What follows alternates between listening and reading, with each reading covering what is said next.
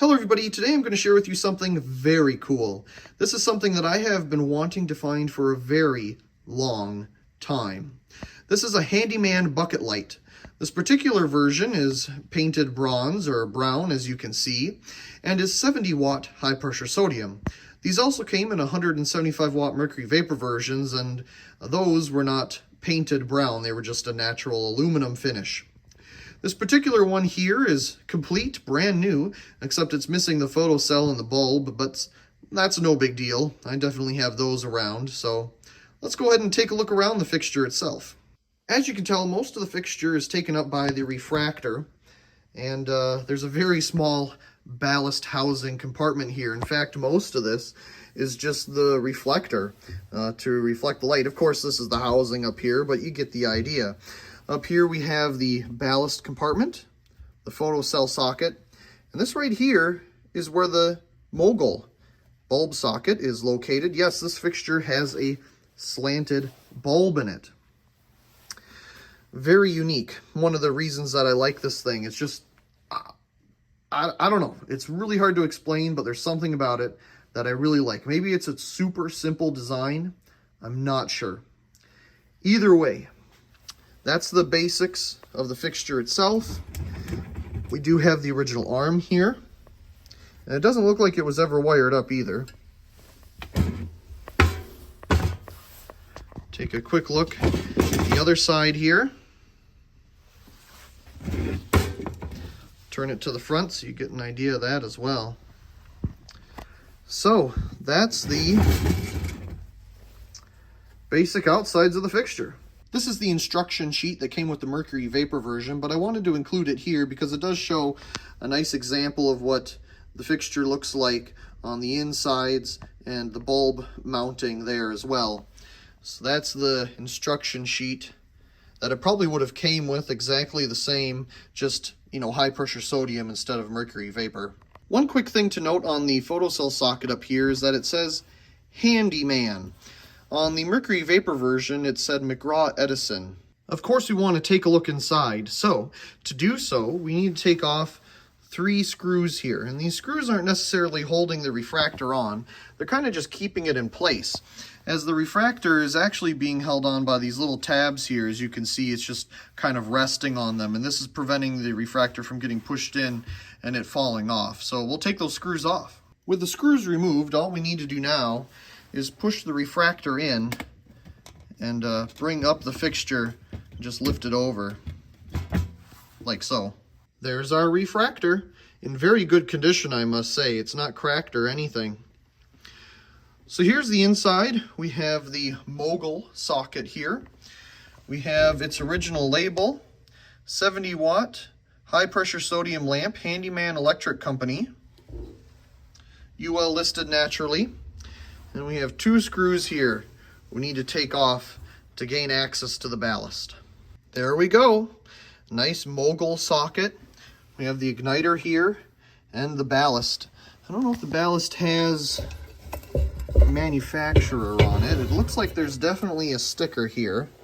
Just need to turn it around. Looks like it says Universal Manufacturing Group. Yep. So there's the ballast, just held in, kind of clamped in place. Very simple insides here. So, of course, we'll put it back together and turn it on. Before we turn it on, we need to find a home for it. There's the mercury vapor version, but it's actually being used as just a nightlight. But I think we'll end up putting it over here. There it is. Take a quick look around.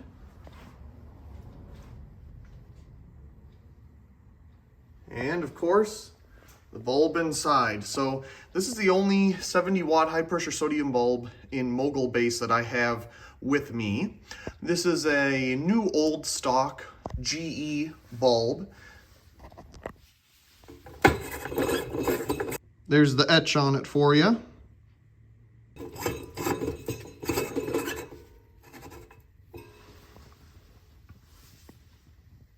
Obviously, just like the mercury vapor version, it's really neat to see the bulb at an angle like this in the fixture. So let me set up the tripod and we'll take a look at it, turn it on.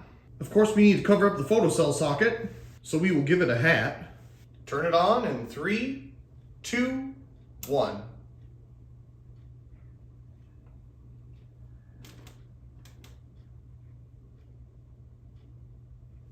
Very silent.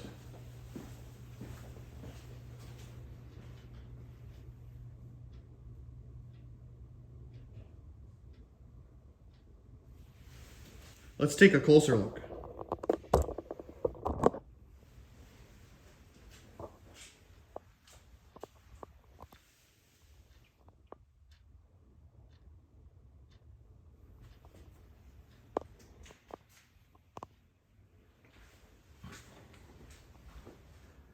Standing in the front of it here, inside.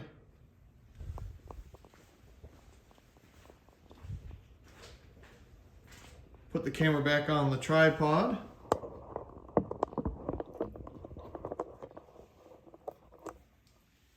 And let's adjust this a little bit. We will let it warm up.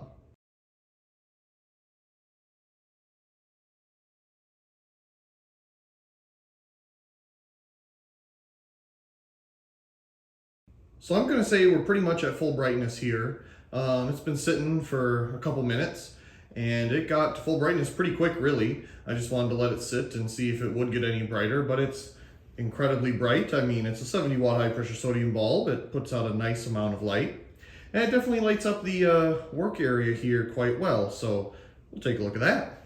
As you can see, it lights everything up pretty nicely. I wonder if having the bulb at an angle helps with distributing the light down more than if it was just vertical and having the arc tube more in the middle of the refractor. Here with the bulb a little bit higher in the refractor because it's at an angle, it of course brings it up just a little bit. You can see there's definitely a band right here that is more at a down angle than, you know, just up here at the side. It definitely aims it more directly down. And you can see that here as well. On the wall we have a very bright band going around. So maybe the bulb being at an angle was part of the design when they created the simple, you know, housing of the fixture and the simple design of it in general, really. I really do hope you enjoyed this video of the 70 watt high pressure sodium handyman bucket light. One of the very cool designs. Also, please comment, rate, share, and subscribe, and thank you very much for watching.